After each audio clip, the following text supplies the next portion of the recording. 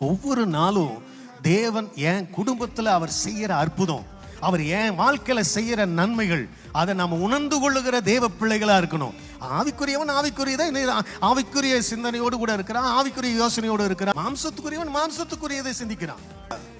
ஆவியில சிந்திக்கிறவர்களா இருந்தா ஆண்டவர் செய்யறாரா இல்லையான்னு தெரியும், ஆண்டவர் நடத்துறாரா இல்லையான்னு தெரியும், ஆண்டவர் பேசுறாரா இல்லையான்னு தெரியும்.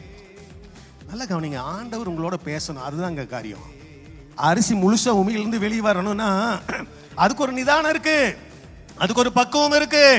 நல்லா கவனிச்சுக்குங்க. என் ஆண்டவராகிய தேவன் உங்களுக்கு எனக்கு காண்பிக்கிற பாதைகள் அது ஆச்சரியமானது.